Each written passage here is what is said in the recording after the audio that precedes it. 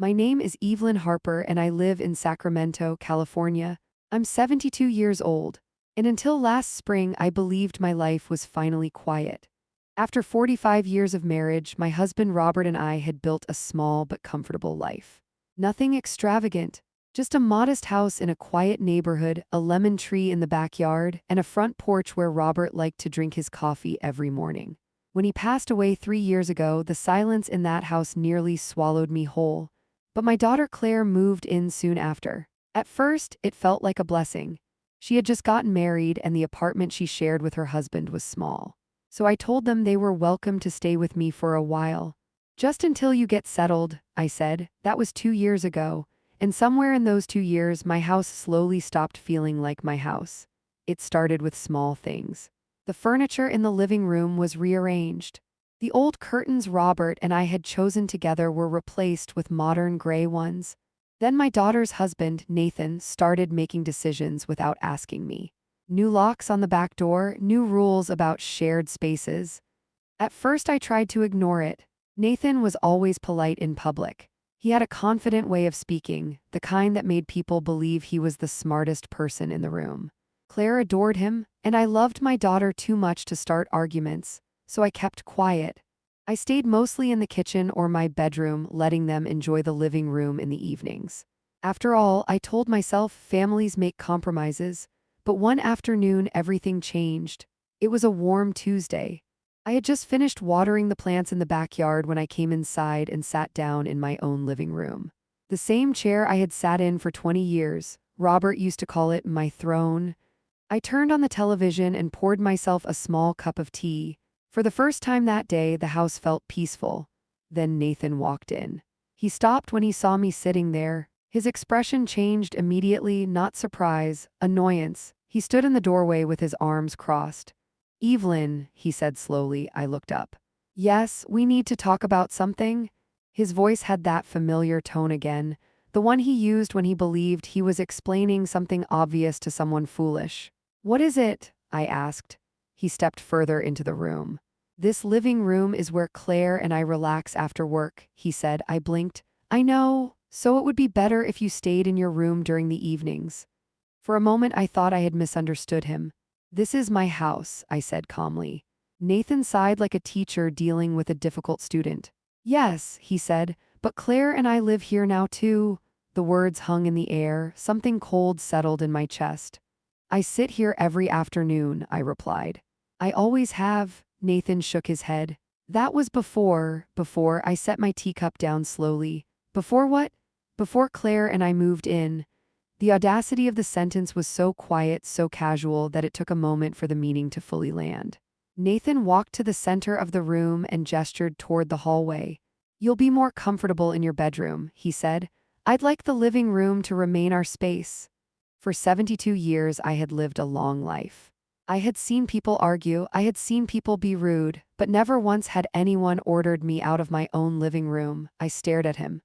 "You're asking me to leave?" Nathan's voice became firmer. "I'm telling you what makes the most sense." Just then Claire walked through the front door. She glanced between us, sensing the tension. "What's going on?" she asked. Nathan answered before I could speak. "I'm explaining that your mother shouldn't be occupying the living room every afternoon." Claire hesitated. Then she looked at me with the same uncomfortable expression I had seen many times in the past year. "Mama," she said gently, "maybe it would be easier if you just relaxed in your room for a while." For a moment the room was completely silent. I looked at my daughter, the little girl I had raised in this very house. The girl whose scraped knees I had kissed, whose birthday parties had filled this living room with laughter. And now she was asking me to leave it. Nathan spoke again. "So if you could move now, that would be great." Something inside me went very still. I stood up slowly, not angry, not loud, just calm. I picked up my teacup and walked toward the hallway. Nathan gave a satisfied nod as if the situation had been handled efficiently. But as I passed him, I said something that made him frown. "You're absolutely right, Nathan." He looked surprised. "I am?" "Yes." I smiled politely. "Some things really do need to be handled properly." Then I walked into my bedroom and closed the door behind me. Nathan believed he had just won an argument.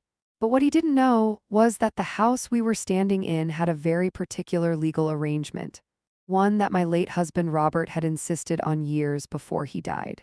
And if Nathan wanted to start making rules inside my living room, then I was about to let the law explain exactly whose house it really was. When I closed my bedroom door that afternoon, I didn't cry. That might surprise some people. After all, being asked to leave your own living room by your son-in-law at 72 years old is the kind of moment that could break a person. But instead of crying, I sat down at the small desk near my window and opened the drawer Robert used to keep his papers in. My late husband had always been a careful man. He believed in planning ahead. Insurance documents, property records, legal letters, everything in its place. And somewhere in that drawer was a document Nathan clearly didn't know existed. I pulled out a thick brown envelope with my name written across the front, Evelyn Harper. Robert had given it to me 6 months before he passed away. "Keep this somewhere safe," he had said.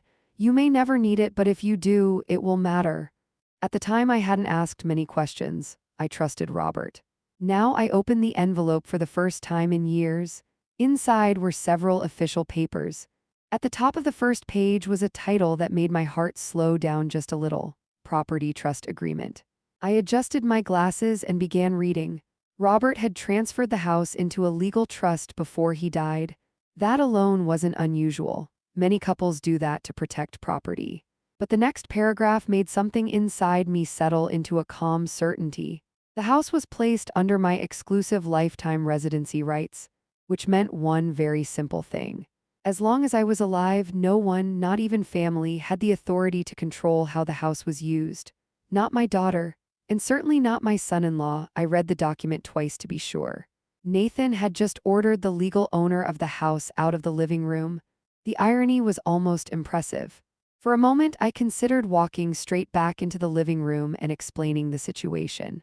But then I heard Nathan's voice from down the hallway. He was laughing, talking loudly to Claire. "She'll get used to it," he said. Claire's voice was softer. "She's just old-fashioned." Old-fashioned. The words hung in the air like a quiet insult. I folded the document carefully and placed it back inside the envelope. Then I reached for my phone.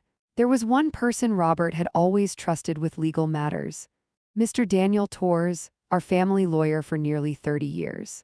I hadn't spoken to him since Robert's funeral, but when he answered the phone, his voice still carried the same warm professionalism. "Evelyn," he said with mild surprise.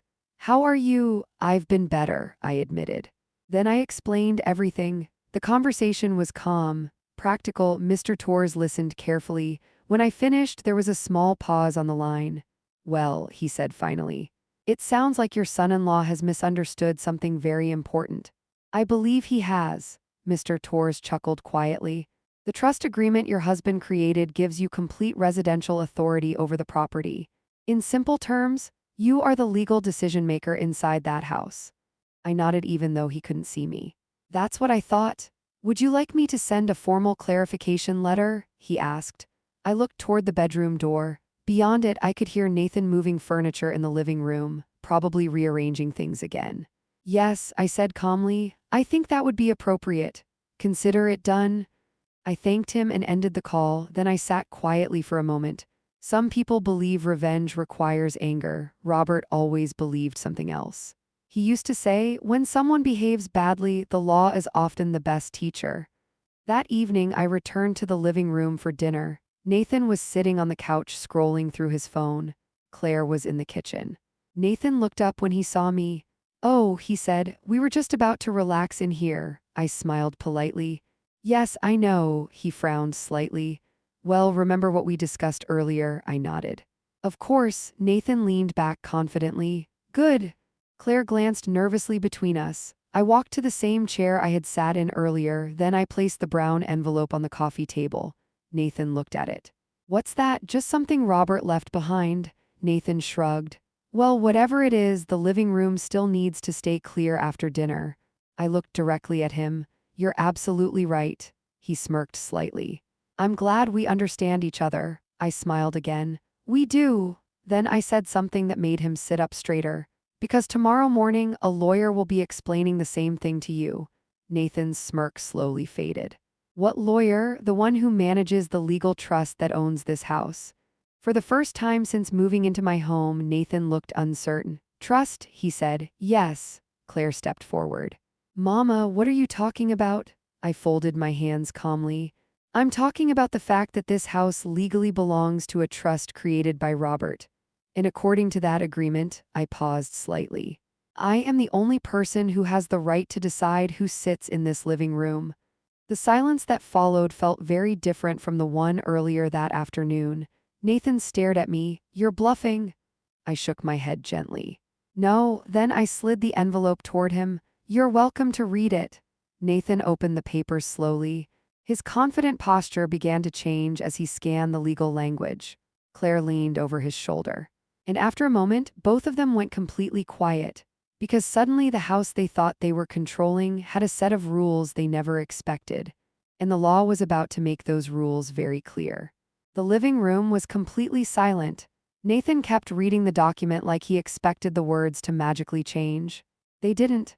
Claire slowly pulled the papers closer, reading each paragraph carefully. I could see the confusion on her face turning into something else.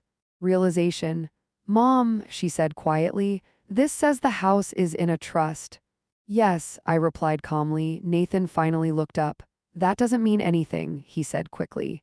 You still let us live here. I did, I said. The difference between those two sentences was small, but very important. Nathan sat back on the couch, clearly irritated now. So what are you saying? I folded my hands gently on my lap. I'm saying that Robert arranged things this way before he passed away for a reason. Claire's voice was soft. What reason? I looked toward the framed photograph on the wall. Robert was standing beside the lemon tree in our backyard, smiling in the quiet way he always had. He wanted to make sure I would always have control over my own home. Nathan scoffed. That sounds dramatic. I looked back at him. Maybe. Then I leaned slightly forward. But the lawyer will be here tomorrow morning if you'd like him to explain the rest. Nathan's confidence began slipping now. What rest? The part where the trust agreement allows me to decide who lives here. The words settled heavily into the room. Claire's eyes widened. Mom, you wouldn't? I looked at my daughter carefully. For 72 years, I had learned something important about life. You can forgive people, you can compromise with people. But if you allow someone to take away your dignity, they will keep taking more. I haven't decided anything yet, I said gently. Nathan stood up abruptly. This is ridiculous, he snapped. We moved here to help you. Claire looked uncomfortable. Nathan, no, he continued. This house would fall apart without us. I slowly looked around the room, the same living room where Claire had opened Christmas presents as a little girl. The same place where Robert and I had danced to old music on quiet evenings. This house stood for 35 years before you ever walked in the door, I said calmly. Nathan clenched his jaw. You're being unreasonable. No, I replied softly. I'm being very reasonable. Then I stood up.